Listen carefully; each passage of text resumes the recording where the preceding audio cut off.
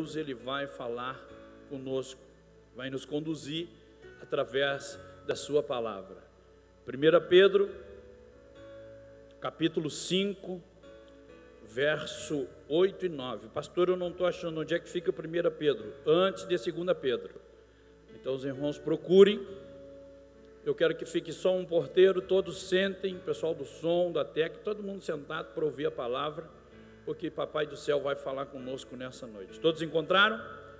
Sede sóbrios, vigiai, porque o diabo, vosso adversário, anda em derredor, bramando como um leão, buscando a quem possa tragar, ao qual resisti firmes na fé, sabendo que as mesmas aflições se cumprem em vossos irmãos no mundo.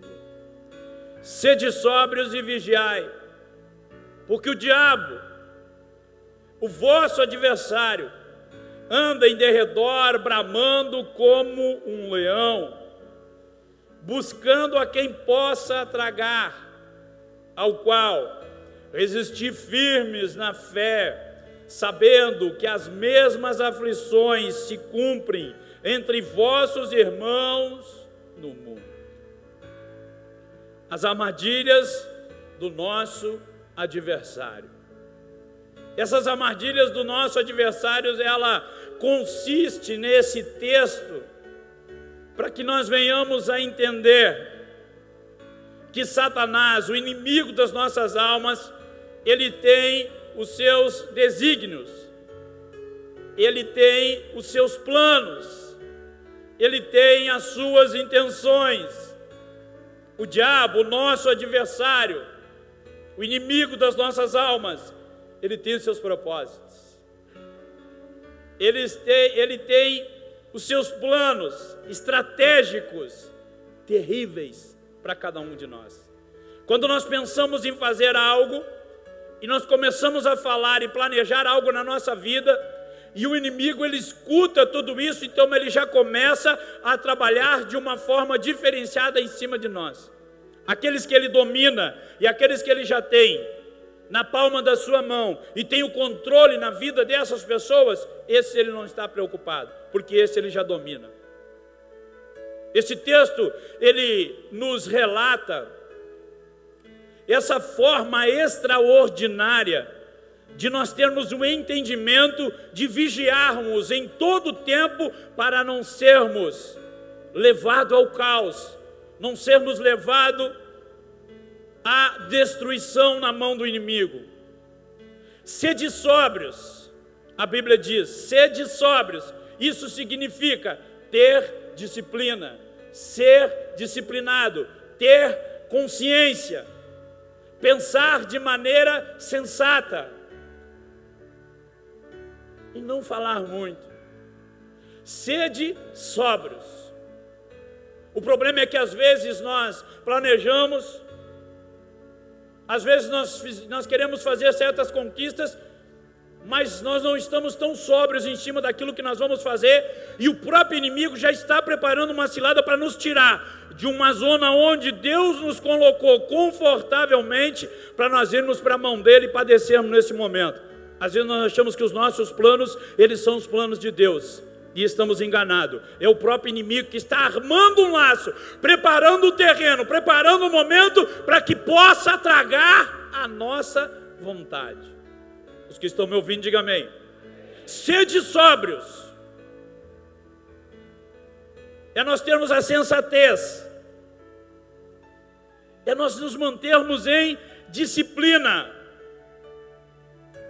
sermos disciplinados naquilo que Deus vem nos mostrando e falando conosco. Ou seja, não vamos tomar nenhuma decisão precipitada sem Deus nos dizer o amém. Não vamos fazer nenhum negócio sem Deus dar o amém. Não vamos tomar nenhuma decisão sem Deus dar o amém. Porque Deus ele vai nos direcionar para algo que seja da parte dele. Mas o que Deus precisa que nós venhamos a ter o entendimento é sóbrio. Se nós não estivermos sóbrios, nós vamos ser enganados por esse adversário. que está ao nosso derredor. E a Bíblia diz que ele fica bramando como um leão. Ele fica guardando aquele momento. Então a Bíblia diz: vigiai. E talvez vigiai seja o ponto mais frágil do crente. Olhe para mim. Vigiar é uma determinação que Jesus implica junto com os seus discípulos. Ele diz: vigiai e orai.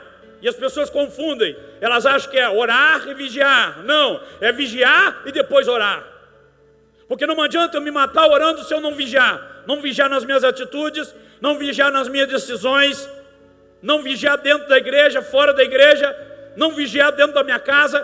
Porque o bom testemunho que eu dou diante dos meus filhos, da minha esposa, é o testemunho que eu tenho que dar dentro da igreja. A comunidade, ela tem que me enxergar de uma forma como homem de Deus.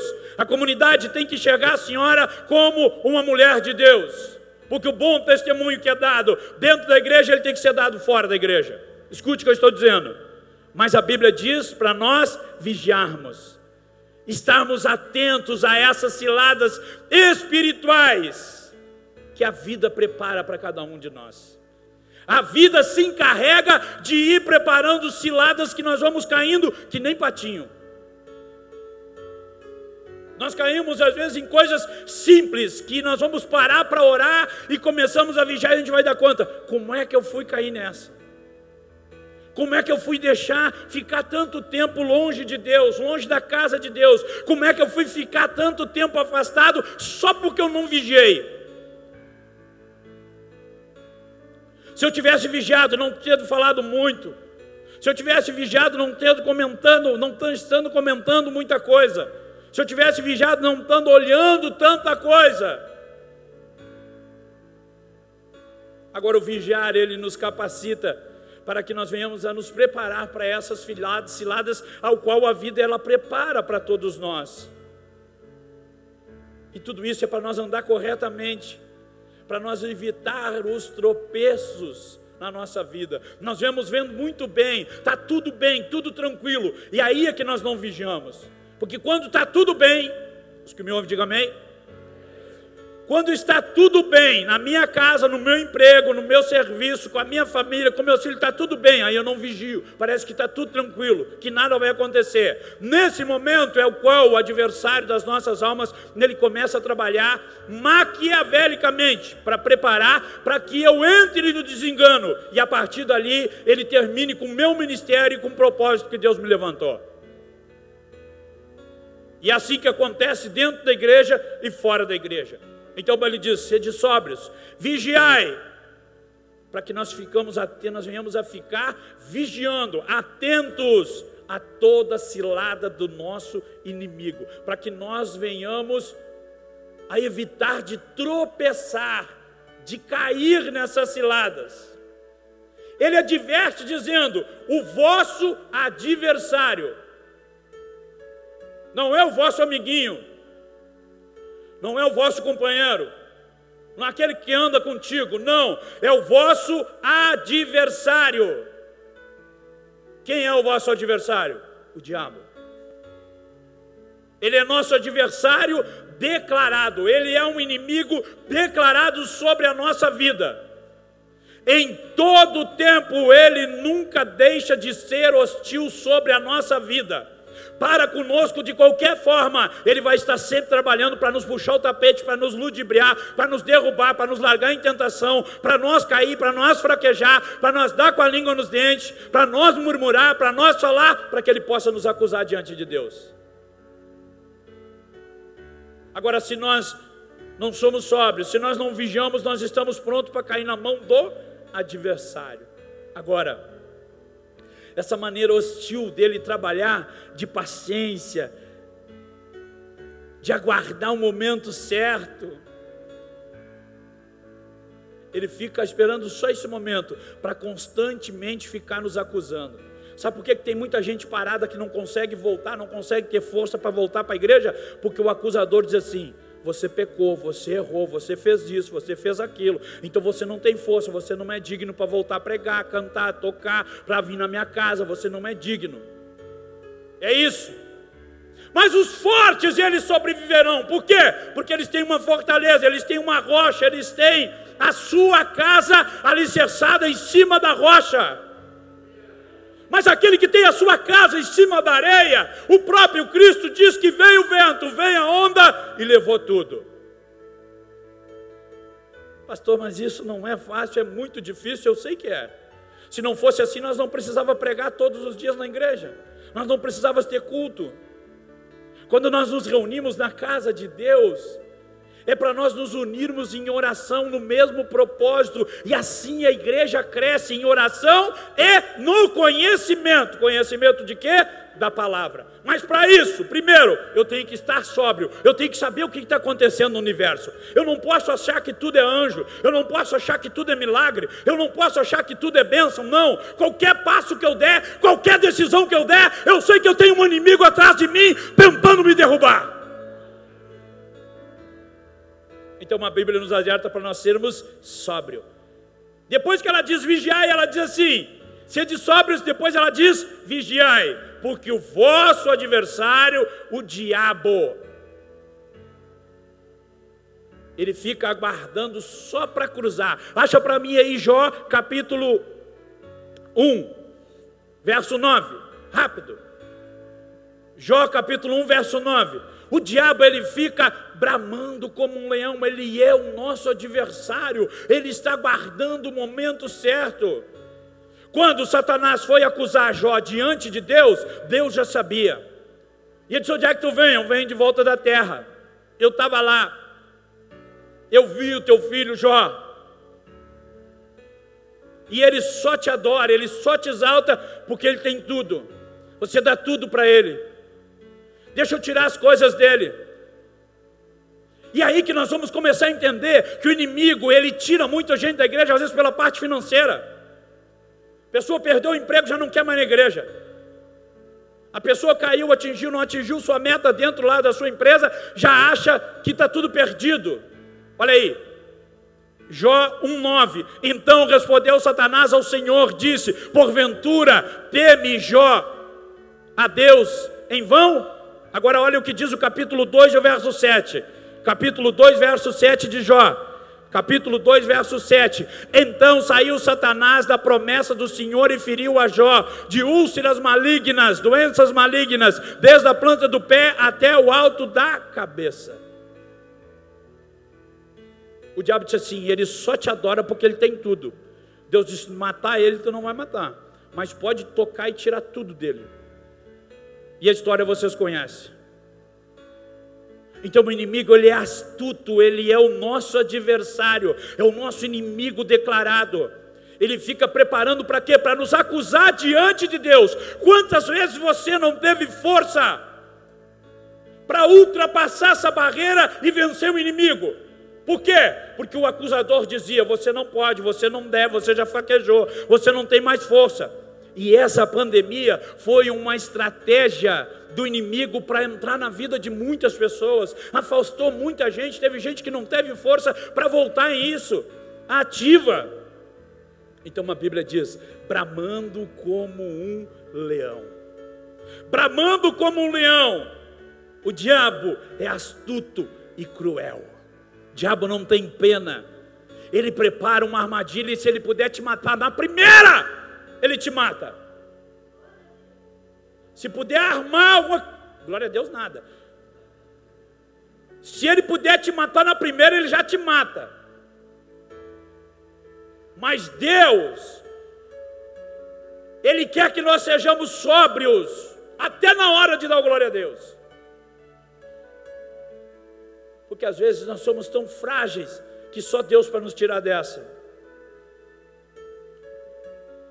Ele fica bramando como um leão. Você já viu esses canais do Discovery, do National? Ou você já viu algum filme ao qual o leão fica aguardando para pegar a sua presa? O que é que ele faz? Às vezes ele fica no meio da relva e ele fica quietinho, olhando a presa por horas, sem se mexer. E a presa fica tão fixada naquilo que ela acha que está tudo tranquilo. Quem é a presa? Eu e você. Quem é o inimigo? o nosso adversário, ele está bramando como um leão. Então ele fica aqui, negaciando. Quando ele mexe bem pouquinho, para você nem notar, e ele está entrando dentro da sua casa. Você nem nota, e ele está entrando dentro do seu ministério. Você nem nota, ele está entrando na sua vida. Você nem nota, ele está entrando no seu casamento. Você nem nota, ele já roubou seus filhos. Você nem nota, ele já roubou seu ministério. Por quê? Porque ele está bramando como um leão. Ele está esperando o momento certo para dar o bote. Quando ele der o bote é fatal. Você acaba com a sua jugular arrancada por ele, para você sangrar até a morte. Quando é que o inimigo ataca? Quando nós mesmos esperamos, quando nós achamos que nós estamos numa zona de conforto que é tão boa. Cuidado com a zona de conforto.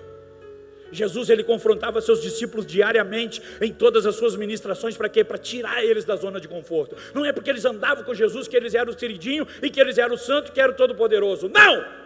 Em todo momento teria que vigiar. Não é porque eu canto na banda, não é porque eu prego, não é porque eu sou pastor, não é porque eu sou presbítero, não é porque eu sou diácono, não é porque eu cuido do som, não é porque eu abro a igreja, porque eu fecho a igreja, não é porque eu limpo a igreja que eu sou imune das astutas ciladas do diabo.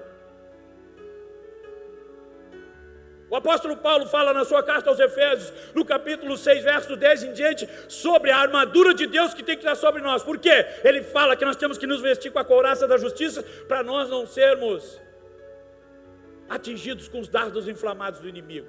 Ele vem jogando um a um, como se fosse com a sua pontaria certeira. Então nós devemos nos preparar para isso, bramando como um leão. Ele é astuto e cruel. Os que ouvem me digam amém. Ele ataca quando nós menos esperamos. A intenção dele é nos destruir completamente. Sabe como é que ele faz? Ele coloca intriga entre um irmão e outro. O irmão fala uma bobagem, o outro entendeu tudo errado, e daí já dá briga, já dá dissensão dentro da igreja, já dá briga no departamento, já dá briga dentro das instituições, e ninguém mais se entende.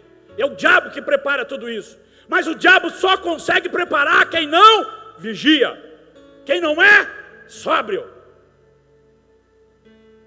Quando o diabo consegue preparar uma cilada dessa, dentro da igreja e dentro do departamento, ele consegue criar uma confusão no meio dos irmãos, do coral, do estudo de oração, seja lá do que for. Ele só consegue porque quem estava à frente não vigiou, não estava sóbrio. E o inimigo estava bramando como um leão, preparando tudo para vir dar a última cartada e matar e terminar com tudo. Então a Bíblia diz: resistir firmes. Resistir, diga de novo, resistir. Esse versículo está dizendo para nós resistir a tudo, nós enfrentar. Quando ele diz resistir firmes, ele está dizendo: não fuja. Eu sou todo machão, eu faço, aconteço, eu que mando na minha vida, eu não preciso dar satisfação para Deus, eu faço o que eu quero, decido o que eu quero. Na hora que o bicho pega, a primeira coisa que eu faço é fugir. Cuidado. Isso é sinal de pessoa que não é lúcida espiritualmente. É sinal de pessoa que não vigia espiritualmente. Então quando a coisa aperta, ele foge. Ele não aguenta, ele não suporta. Então a Bíblia diz para nós sermos firmes. Em vez de nós sair correndo, nós temos que lutar. Você só vai vencer o seu inimigo se você lutar até o final. Não, você não entendeu, agora era a hora de dar glória a Deus.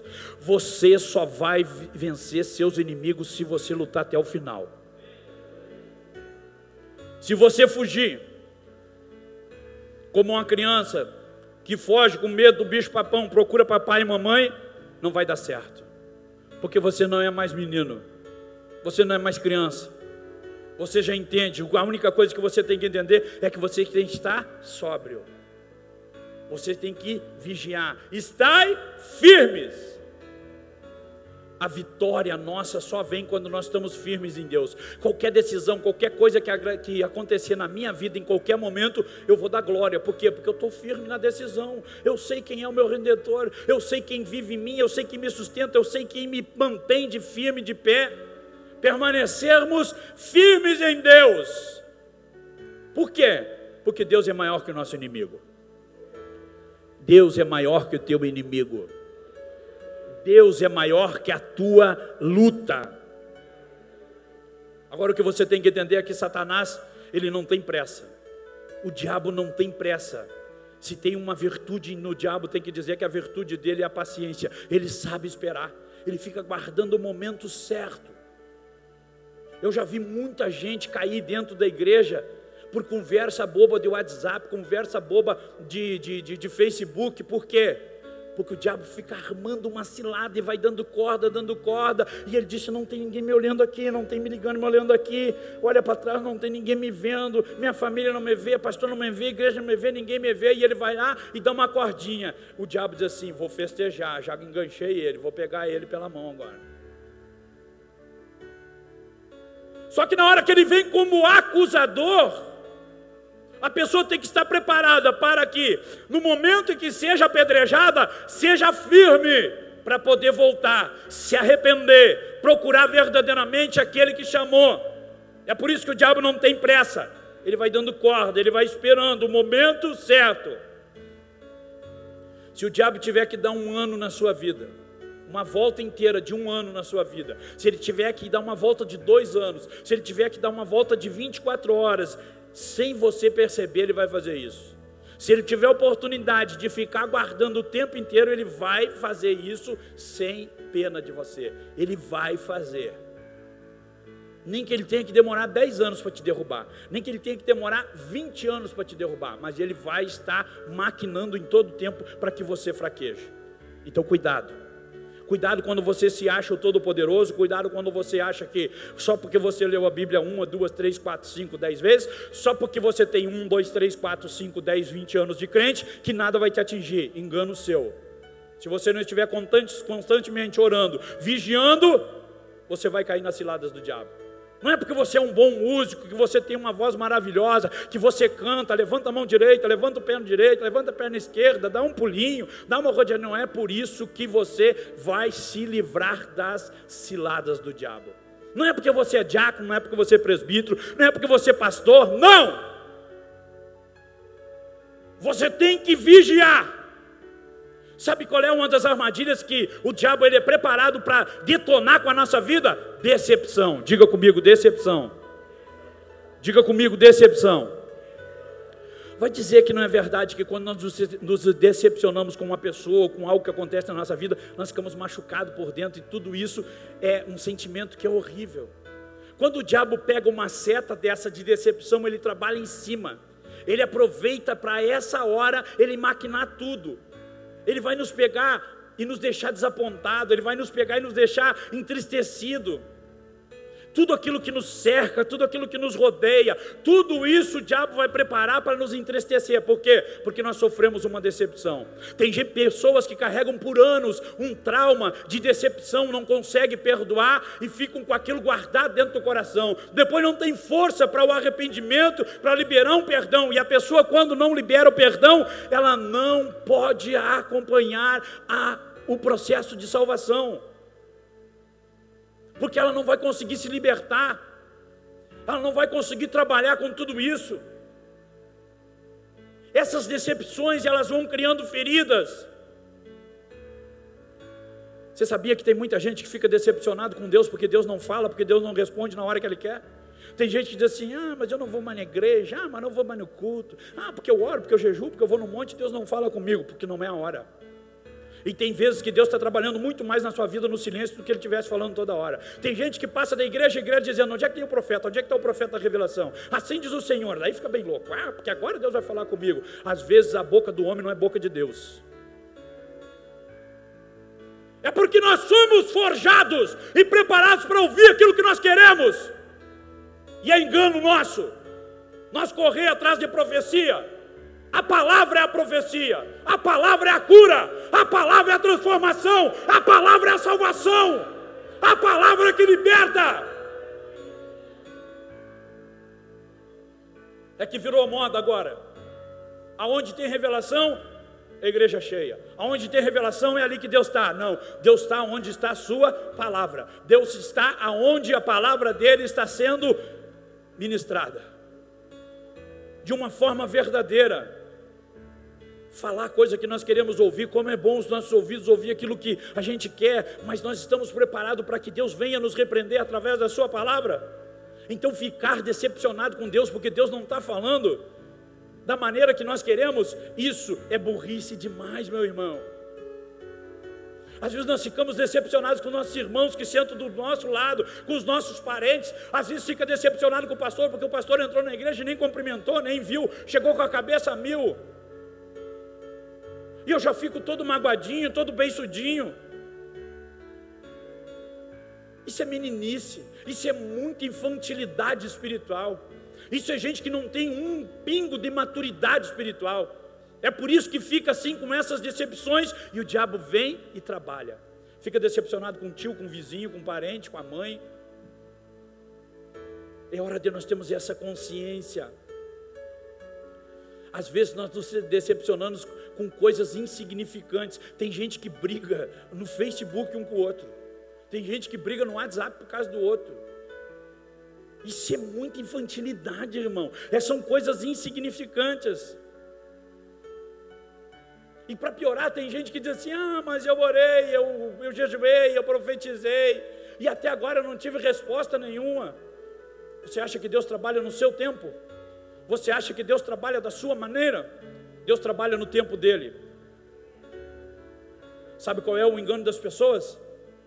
É deixar tudo para a última hora, esperar uma enfermidade, esperar a empresa quebrar, esperar falir, esperar a doença bater na porta, esperar o casamento ficar destruído, esperar tudo ficar arruinado, para daí correr para a igreja e dizer: estou aqui, Senhor, agora eu me arrependi. E tudo aquilo que eu não fiz em 1 ano, 2 anos, 3 anos, 10 anos, eu quero que Deus faça em 2 dias de igreja, em 1 dia de igreja, em 1 semana de igreja. Não, as coisas não funcionam assim. Os que me ouvem, digam amém. Então nós temos que começar a nos moldar, começar a vigiar dessa forma. Aí ele começa a chorar: porque o céu está fechado para mim, porque eu estou passando uma prova tremenda, porque eu não consigo vencer. Tudo isso faz parte de um propósito maior que nós somos capazes de entender. Tudo isso faz parte de um processo ao qual Deus designou para eu e você passar. O que nós temos que entender, e se é sóbrio, é quando nós sentamos para ouvir a sua palavra, nós entender que uma palavra dessa é a própria profecia de Deus dizendo: eu te trouxe aqui porque eu vou te renovar tuas forças, para que você seja sóbrio, para que você não fique decepcionado por causa das lutas. As lutas, elas vêm e vão. Quem já não teve luta? Todos nós tivemos. E isso vai parar? Não. Vai terminar uma e vai vir outra. Mas os grandes guerreiros de Deus são forjados em cima das lutas. O exército de Deus é preparado no deserto. Quando Ele nos leva para o deserto, quando Ele nos coloca na caverna, quando Ele começa a fazer a transformação, é o pior período, porque esse período é o período que dói. É o período às vezes que nós não ouvimos a voz de Deus através da sua palavra. Nós queremos que Deus desça numa nuvem ou num cavalo branco, chegue na frente da gente, se apresente e diz: filho meu, a partir de hoje eu, o Deus Jeová na terra, mudarei a tua história, te darei um apartamento no centro, te darei uma Ferrari vermelha, tua conta ficará recheada de dinheiro, teu CPF é 014 222 154 31, a placa do teu carro é JNJB 42509. Ai, agora é ele. Ai, você acha que Deus vai perder tempo falando de CPF, irmão? Se Ele conhece o teu DNA, Ele te criou.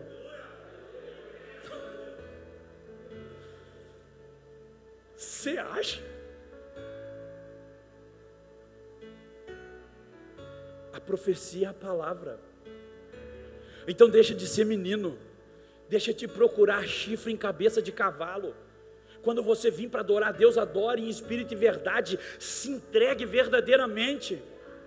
Muitos de nós ficamos fracos e decepcionados por causa das lutas que aparecem, e que elas parecem não ter fim, que elas são longas. A cada dia que passa, parece piorar a afronta do inimigo. Por que isso acontece na vida do ser humano? Porque ele não está firme, porque ele não vigiou, porque o inimigo está bramando como um leão. Porque ele estivesse firme, ele dizia: sai daqui, Eu me lembro uma vez que nós passamos por um episódio muito forte, uma luta muito grande com o nosso filho, eu e a Nádia. E nós vimos orando, buscando em Deus, até que chegou um dia que a Nádia entrou dentro do quarto dele, começou a orar e disse: olha aqui, Satanás, se tu acha que aqui tu vai mandar no quarto dele, nas coisas deles, daqui tu vai sair. E a autoridade da minha esposa orando dentro do quarto do filho, nunca mais aconteceu o que estava acontecendo. Por quê? Porque nós somos sacerdotes dentro da nossa casa. Nós homens somos sacerdotes. As mulheres sábias, o que acontece? Elas edificam uma casa. Edificam como? Orando. Usando o quê? A autoridade. Às vezes nós queremos pedir para que o pastor, para que o obreiro, para que o líder ore. Tudo bem, pode pedir. Mas e você? Por que você não ora dentro da sua casa? Ou qualquer demônio de meio metro te coloca a correr? Por que você tem essa fragilidade? Você não conhece reconhecer o poder de Deus sobre a sua vida?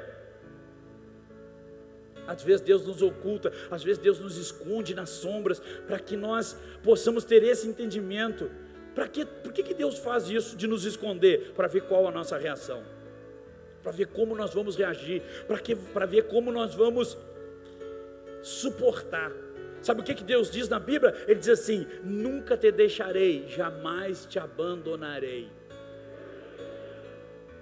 Mas Ele permite? Permite, por quê? Você não disse que era o bambambam? Você não disse que era o fulano de tal? Você não disse que era o cara? Então Deus permite que nós passemos esse momento. Por quê? Porque Ele quer moldar.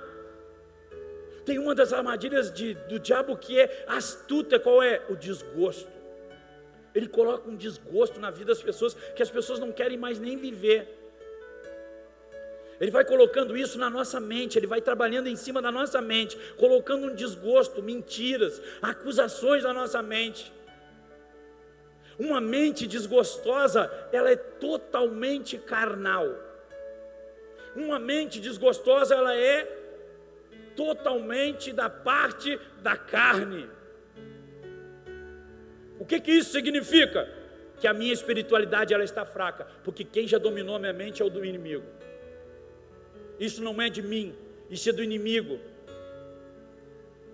E aí a pessoa começa a adoecer com mais frequência.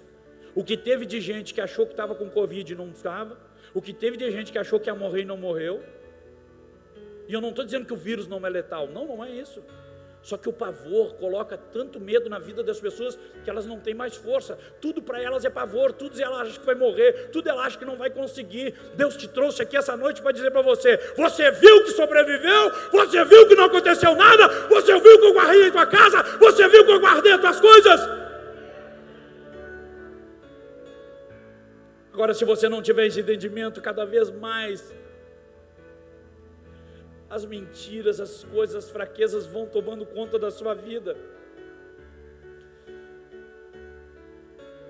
Esses tipos de mentira que o inimigo joga em cima da nossa mente, elas são diabólicas. Ela altera e destrói o nosso caráter, consegue nos desestabilizar, nós ficamos sensíveis, nós ficamos frágeis, porque nós vamos aceitando tudo que o inimigo fala. Seria melhor que você se matasse, seria melhor que você deixasse dela, seria melhor que você deixasse dele, seria melhor que você desistisse dessa empresa, seria melhor que você parasse com essa faculdade, seria melhor que você não fosse mais na igreja, seria melhor que você se tornasse rebelde. Quem pode botar uma ideia dessa na vida do ser humano? O inimigo. Por que ele coloca? Porque eu não vigio, porque eu não estou sóbrio. Quantas vezes o inimigo disse para você: para de ir na igreja?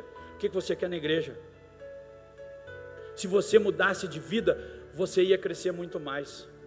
Se você pegasse essa oportunidade, você ia ganhar muito mais dinheiro. E às vezes as oportunidades que passam na sua frente são ludibriadas e Deus não está nesse negócio. Então nós pagamos um preço alto por não obedecermos aquilo que Deus quer na nossa vida. Então quando nós entendemos que esse desgosto ele vai tomando conta de nós, esse desgosto ele vai acabando virando uma depressão, espiritual e vai nos matando aos poucos. Alguns sentem mais, alguns sentem menos, alguns têm reflexos que custam a ser curados, outros são curados mais rápidos. Mas esse processo de insegurança, esse processo de frustração na vida do ser humano, ele é a reação que o diabo está guardando para tomar conta da sua vida. Quando ele coloca essa frustração, quando ele coloca essa decepção sobre a sua vida, ele começa a se manifestar momentaneamente, ele vai criando uma ferida, e todos os dias, quando quer cicatrizar, ele vem e tira a casquinha e começa tudo de novo. Por quê? Porque o intuito do inimigo é nos destruir.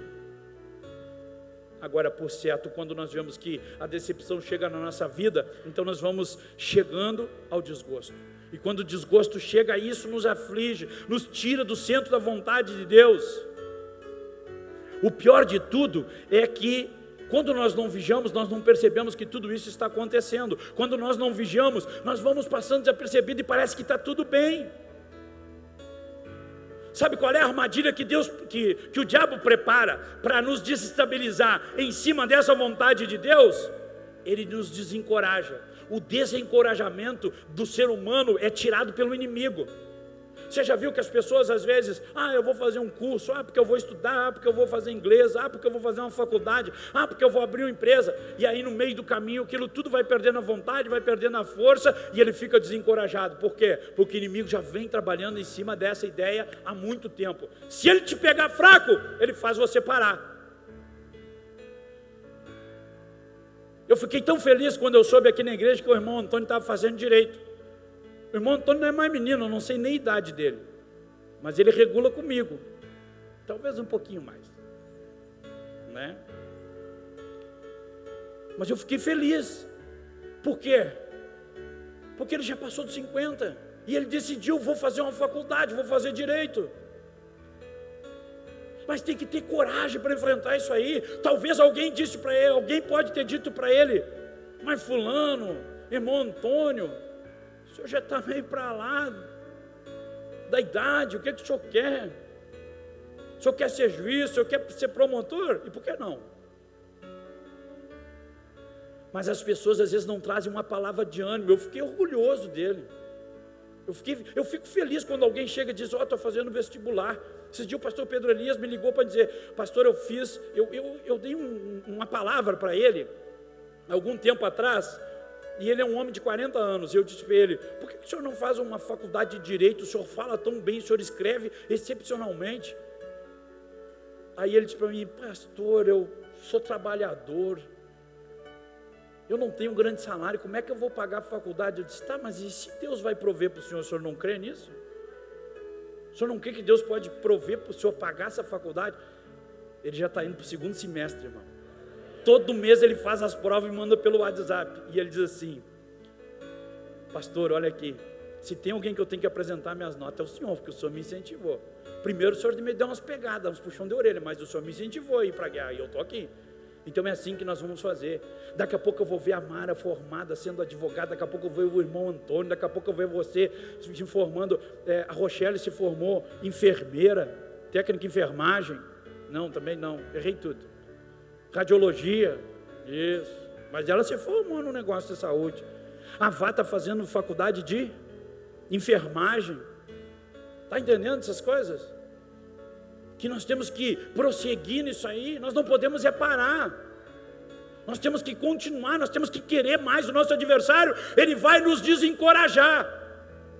Isso é uma armadilha, você tem que cuidar, porque a armadilha dele está pronta. A falta de coragem leva ao desânimo, escute isso, a falta de coragem te leva ao desânimo, ela te conduz a esse desânimo. Para onde eu vou agora? O que eu vou fazer? O que vai ser da minha vida? Olha aí, irmão, que isso? Não, levanta a cabeça, pulso firme, passo firme. Deus é contigo, Deus te chamou, Deus te levantou, Deus te sustenta, Deus te guarda.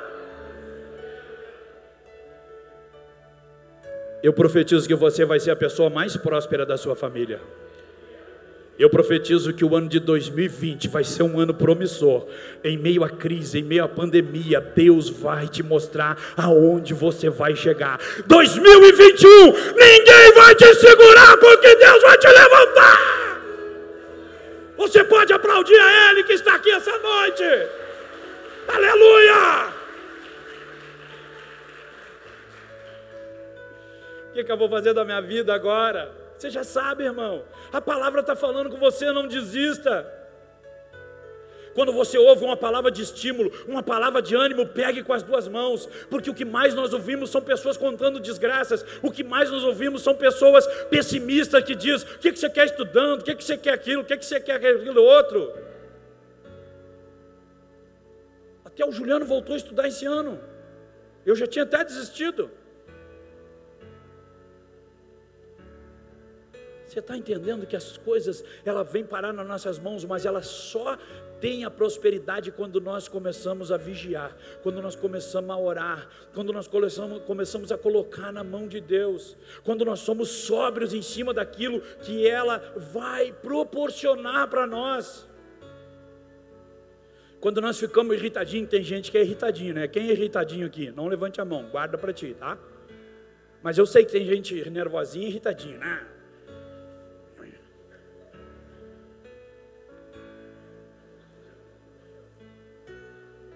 Tem gente que é assim, ó.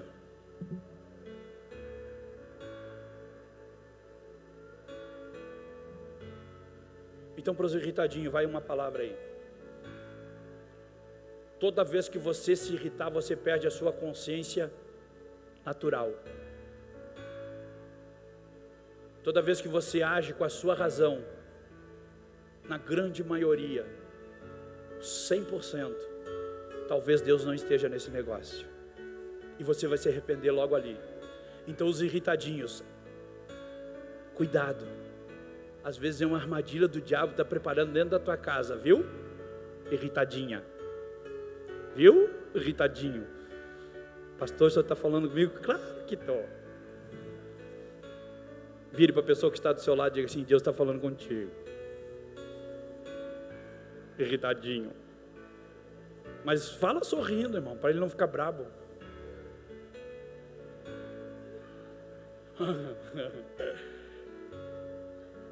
Irritadinha.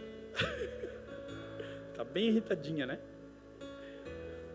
Deixa eu contar uma coisa para vocês. Nós estávamos em Paris, na França, e nós achávamos que o nosso horário para sair do hotel era meio-dia.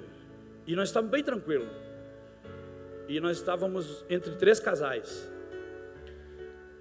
E nós estávamos arrumando as malas muito tranquilamente. Quando chegou o gerente, o subgerente do hotel, chegou, bateu no quarto onde nós estávamos, e ele disse assim, em francês, que tinha terminado a hora. Quando ele fez assim, não precisava nem falar em francês, português, japonês, javanês, que nós já sabia que era para nós se mandar.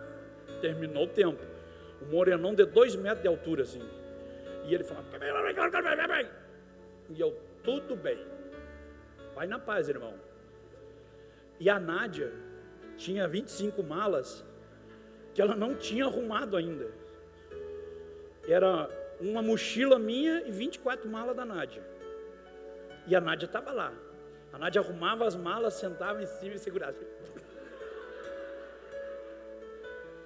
Quando chegou o Moreno e deu aquela notícia, meu Deus, minha vida virou um transtorno. Eu já não entendia mais nada, porque eu achei que ela estava falando em francês comigo também. E a filha de um pastor amigo nosso estava com a gente. E ela toda hora ia no nosso quarto. E ela entrou no nosso quarto naquela hora que a Nádia estava arrumando as malas. E a Nádia estava lá. Mas olha, pensa. Como diz o Micharia, multiplica. E a guriazinha entrou na sala. A filha do pastor, uma pitoquinha, nem sei que idade ela tem. E ela botou as mãos assim, assim, ó. Tu tá bem irritadinha, né, pastor? Eu amei. Deus usou o anjo. Acontece.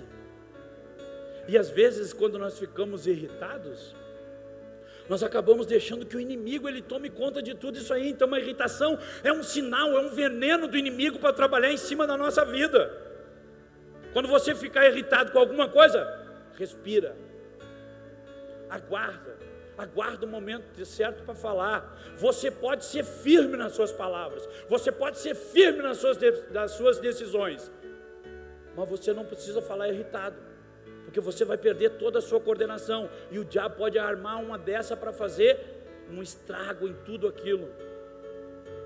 É por isso que nós precisamos de uma comunhão plena com Deus, porque em qualquer momento nós podemos ter um estupim curto e explodir tudo, irmão, e isso não é bom. Nós precisamos do Espírito Santo para discernir essas situações difíceis. Os que estão me entendendo, diga amém. O que o diabo trabalha nisso aí como armadilha na nossa vida? A desconfiança. E a desconfiança é a pior coisa que tem. Irmão, a pior coisa que tem é uma desconfiança de uma mulher ciumenta de um cara que é 100% correto. Ou é feio, é tão feio que não tem como arrumar outra.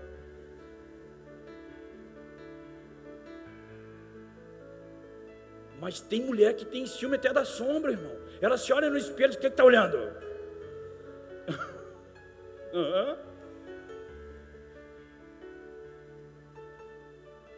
E às vezes o camarada não fez nada. Às vezes a irmã não fez nada. E o cara é ciumento. Então essas decepções e essa desconfiança é armadilha do diabo. Você acha que desconfiança, que ciúme é de Deus ou do diabo? Ué? Todo mundo ficou mudo? Os crentes dizem amém. O ciúme é de Deus ou do diabo? De quem? De quem? Ah, tá. Então cuidado, você tem que confiar. Claro que se o irmão pisar na bola, você pega a espada que Deus te deu,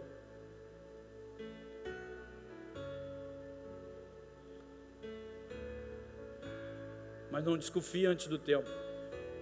Não fique procurando chifre em cabeça de cavalo.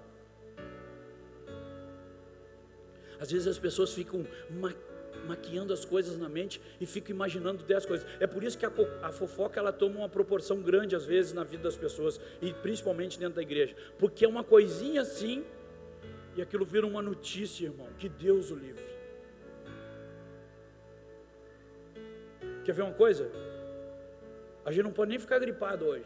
Você pegou um resfriado, irmão, está com Covid. Acho que não passa dessa noite ainda. Aí o irmão chega lá e diz: estou com uma dor nas costas. É Covid. Vai morrer. A desconfiança ela vai atrasando o processo de Deus.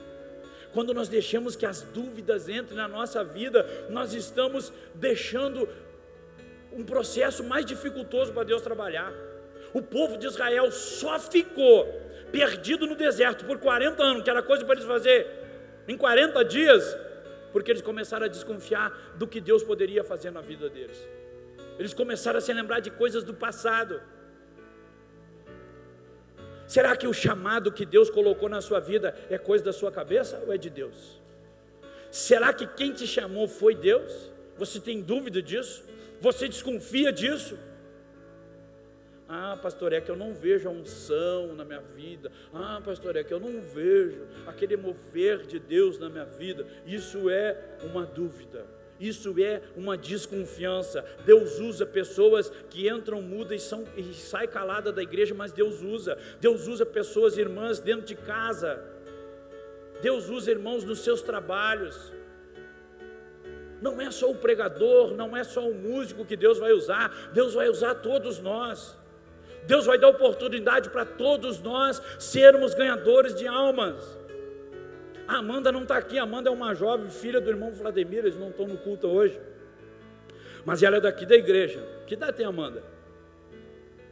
15. Ela tem 15 anos. A irmã Amanda, ela é um exemplo aqui na igreja. Toda semana ela traz um jovem para o culto aqui no sábado. Agora tem 3 ou 4 candidatos para batismo de jovens. Todos eles são católicos. Todos vieram da igreja católica. e vem, se sente bem. Então, olha só, e você não vê ela pregando, você não vê ela no cartaz, ela entra quietinha, sai quietinha, mas toda semana ela traz um visitante. Quantas vezes o marido da Angelita, o Everton, quantas vezes o Everton já trouxe visitante? Olha, o Everton já trouxe umas 500 pessoas aqui na igreja. Não é que todas as pessoas que vêm aqui têm que ficar aqui, mas nós temos que fazer a nossa parte. E o Everton, algum tempo atrás, se nós falássemos no Everton, alguém ia dizer, não chama esse Satanás para cá, porque a Angelita quer matar ele. Um tempo até eu queria matar ele. Aí depois foi orar a Deus, eu disse, não, deixa, eu tenho um plano ainda. Um dia o Everton veio, levanta a mão aí, Everton, para testemunhar, esse careca aí, ó. A esposa dele é uma Angelita. Um dia o Everton chegou para mim e disse assim, pastor, eu vim aqui me aconselhar contigo, e eu queria muito falar contigo, eu só falo contigo se a tua esposa estiver na frente. Todo culto que ele entrava na porta, está aí ele para dizer se é verdade o que eu estou falando. Toda vez ele vinha, me cumprimentava, dava a paz do Senhor, eu perguntava para ele, irmã Angelita, como é que está o Everton? E ele um dia ele disse para mim, pastor, pergunta para mim. Eu disse, não consigo confiar em ti ainda, eu quero ouvir da tua esposa, ela vai me dizer, porque quem pode testemunhar por você, irmão, é a sua esposa. Ela que vai te dar o cartãozinho de bom marido, de bom crente, de bom obreiro, porque tem muito marido que vem para a igreja, mas em casa é o Satanás. Tem muita irmã que vem, está no centro de oração, está no coral, está está dentro da igreja, se você der uma vassoura para ela, nunca mais acha a irmã. E não é pela feiura, é pelas bruxarias. Faz oração contrária para a vida dos irmãos, roga a praga, tomara que morra, tomara que Deus termine.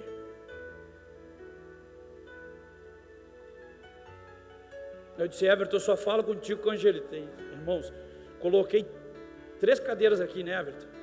O Everton, a irmã Angelita e eu. E ele quis falar, eu disse, não, vou falar com a irmã Angelita. E a irmã Angelita, como é que está, pastor? Está a mesma coisa. Está virado num giraia. Não tem vergonha na cara. Eu disse, bom, irmão Everton, só tem uma solução para ti. Eu vou te encher a soco na cabeça. Até tu dizer amém e dar um glória. Pastor, o que é vó? Porque até eu não estou aguentando mais. Eu não sei como é que essa mulher de Deus te aguenta. Aí ele deu uma chorada assim, né? Porque ele era muito chorão, até hoje. E eu fiquei confiante naquela palavra profética de arrebentar a cabeça do Everton. Fiquei, se Deus está me usando. E aquela semana eu dei um intensivo na academia. E se Deus, se for da tua vontade, me dá a cabeça do Everton para mim. O Everton não se sofreu. Ele não gostou do que eu falei para ele. O pastor foi muito duro, muito cruel comigo. Eu vou procurar a pastora que é mulher. Ela tem um coração sensível e ela vai me entender. Aí ele foi falar com a Nádia. E ele disse, pastor, é que eu errei com a Angelita. Aqui, Everton, se tu não te converteu, eu sou capaz de te dar uma tunda de pau. Se a Angelita não te der, em ti eu te dou. Então vai te converter aí, sai da minha frente que eu tenho mais o que fazer. Uma palavra mansa para o irmão Everton. A partir...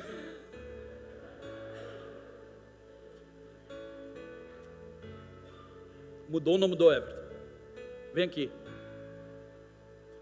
Eu tenho uma foto dele no meu celular. Semana passada, nos grupos dos GDs, o Everton estava aqui ministrando. Só vem aí.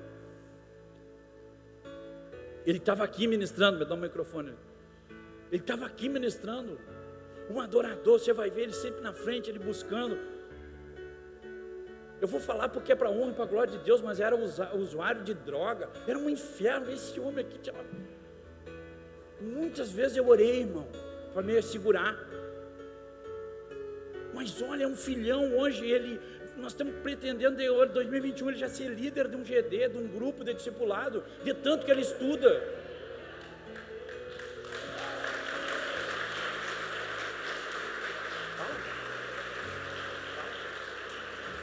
É verdade isso? Verdade. Na verdade, a pastora, ela não falou que ia me dar. Ela disse, Angelita, não te matar, eu te mato. Quando eu contei isso, eu vi uns irmãos dizendo, o Elvis se levantando contra a pastora, mas hoje eu quero me redimir, pastora. diante de Deus, eu preferia morrer pelas suas mãos, que mão ungida, né, pastor? Do que sabe lá, né, a irmã Angelita ora, mas ela está ainda, né? As minhas tu achava fraquinha, né? Uhum. Então, na verdade, eu ainda, como eu falo aqui para os meninos, né, eu tenho muito que melhorar. Ainda esses dias me deram a oportunidade, né, pastor, de ministrar aqui uma palavra para os jovens. E não, nesse dia foi o Ismael que me deu uma oportunidade no grupo geral, no culto geral dos GD, né? E eu dizia que eu não estava vivendo ainda tudo aquilo que eu estava pregando, né? Que eu ia correr atrás para buscar aquilo que eu estava pregando, mas que eu vinha chorando todos os dias, pastor, para pedir para Deus continuar, sabe, tirando algo meu e colocando algo dele, né? Para que eu possa melhorar como pessoa.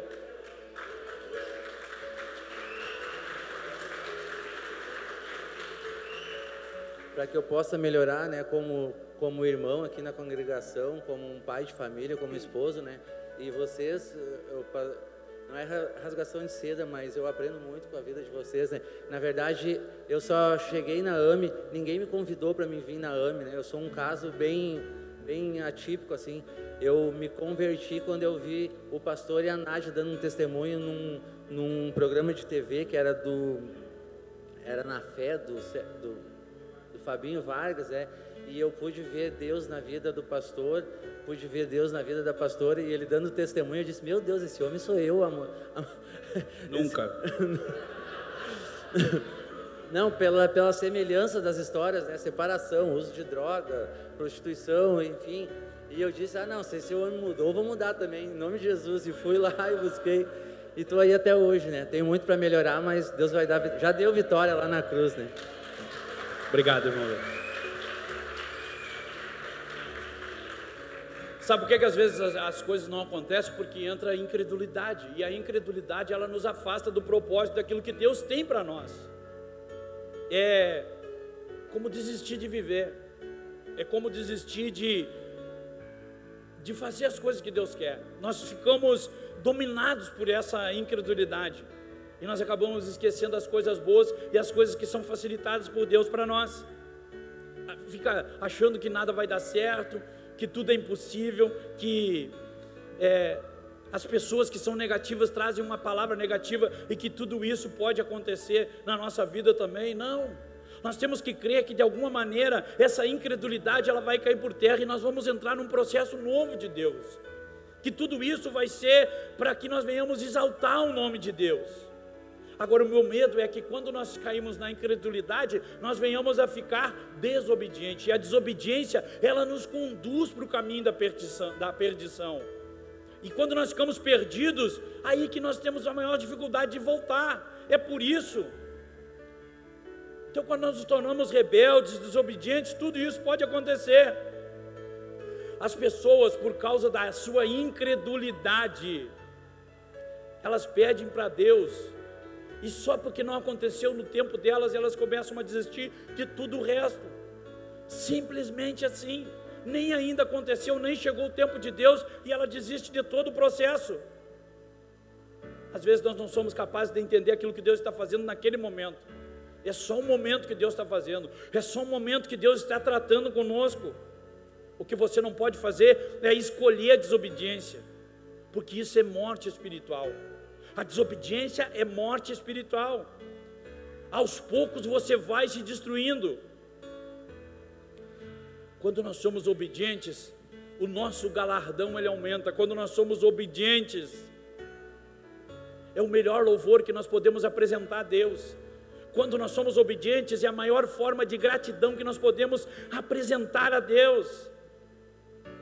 Nós temos que ter uma obediência completa, plena, para que o desespero não seja uma armadilha do diabo para nos destruir, para que nós não venhamos andar como mendigos, para que nós não venhamos andar como desfalecidos, por causa das nossas aflições, por causa das coisas que estão acontecendo na nossa vida. Quando isso acontece, toda a esperança ela vai caindo por terra, nós vamos perdendo a esperança. O diabo ele vai continuar tentando nos destruir espiritualmente. O diabo ele vai continuar tentando nos destruir espiritualmente, trabalhando contra nós, fazendo com que nós venhamos a parar com tudo isso. Agora essas fórmulas que o diabo prepara para nós é tão devagar que nos mata ao pouco e nos coloca um pavor tão grande que nós morremos pelo desespero, porque nós achamos que não vamos sobreviver.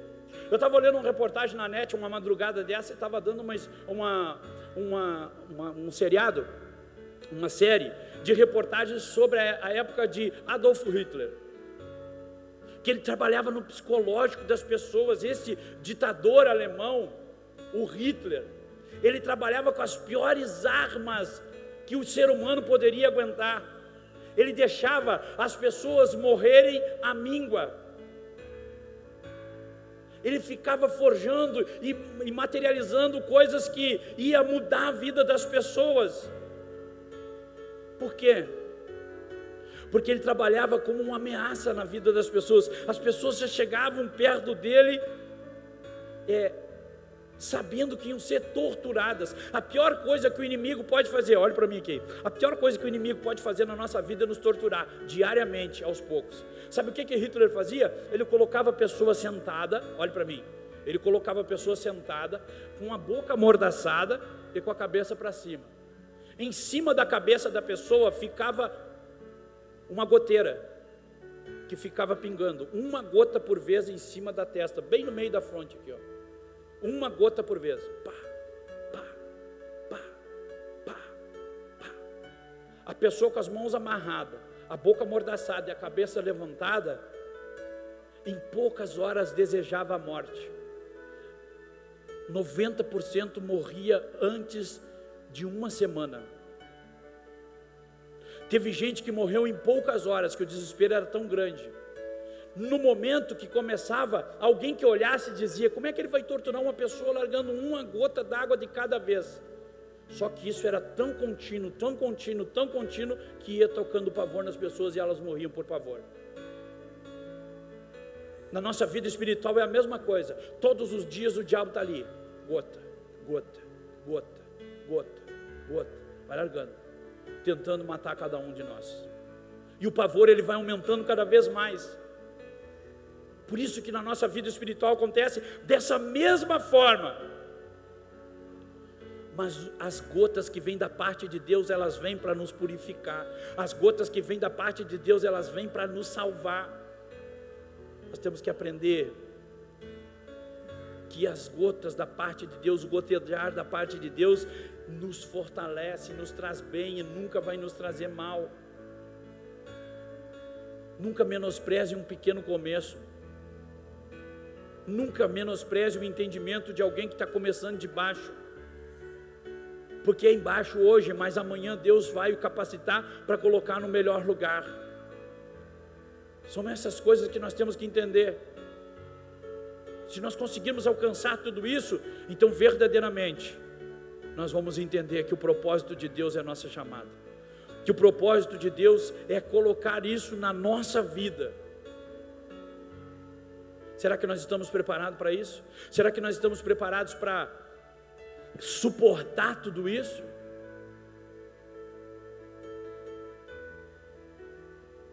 Cadê a banda para vir para cá? Escute o que eu vou dizer, olhe para mim aqui. Às vezes, nós não estamos percebendo que o diabo está nos matando aos poucos. Tem gente que está deixando para tomar decisão para se batizar, para voltar para a igreja, para aceitar Jesus na última hora, nos 45 do segundo tempo. Não espere isso. Talvez não dê tempo. Talvez esse seja o último culto que nós estamos